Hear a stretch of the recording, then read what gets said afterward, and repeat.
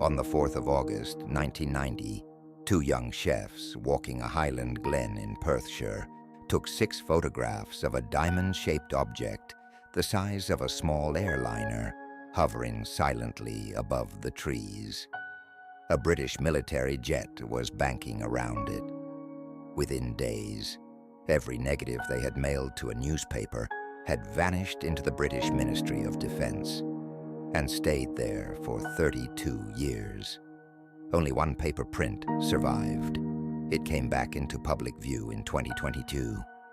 And in the last year, a higher resolution rescan of that single surviving image has put it under a kind of forensic light it never had before, revealing details about the object's surface, its edges, and the position of that military jet that the original 1990 print never quite showed. This is the Calvine photograph. And in this investigation, we walk through what the high-resolution scan now shows, why the Ministry of Defense pulled the original negatives behind a classified door, and one detail buried in the new analysis that almost nobody is talking about. By the end, you'll see why former MoD insiders still call this the most unsettling UFO image in any government archive. The location is Calvine, a tiny crossroads on the A9 north of Pitreavie. The two photographers were hotel kitchen workers. They were walking near the road late in the afternoon when, according to their account, the object came into view above the pine tree line. Stationary, silent, and large enough that they thought at first it could not be real. The craft they described was diamond-shaped, 4 flat faces, sharp edges, no visible windows, no visible engines, no exhaust. Estimates from the photograph put its width at roughly 25 meters. That is wider than a small commercial airliner. It made no sound. It did not drift. It simply held its position, and circling around it, in clear view of the photographers, was a Harrier jump jet. RAF Harriers were stationed in Scotland at the time.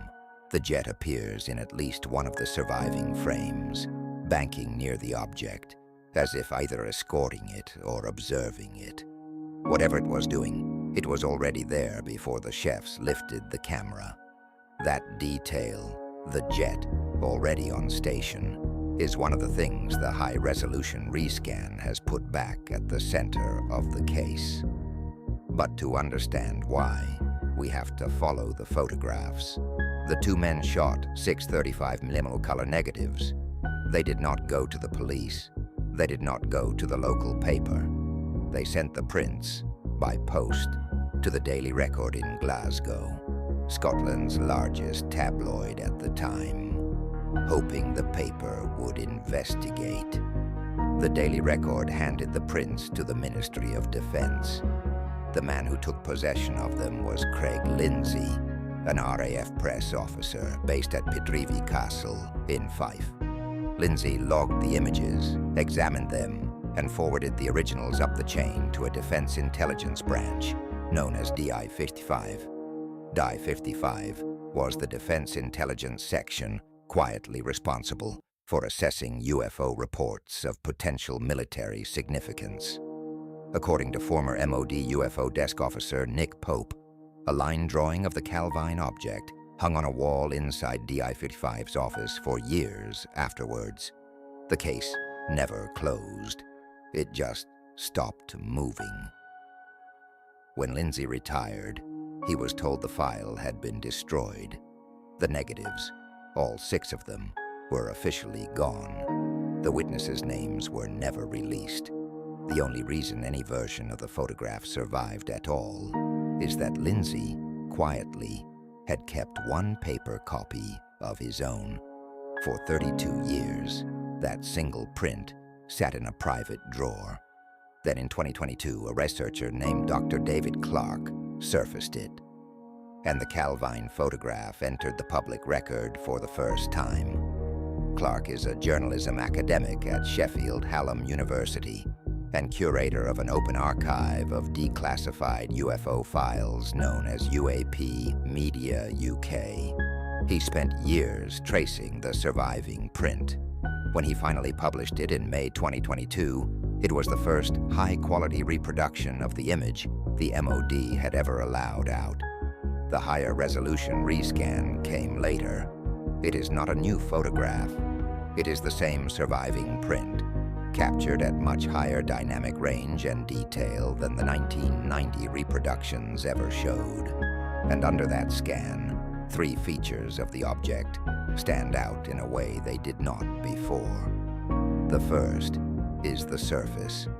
On the original print, the diamond reads as a flat, dark shape.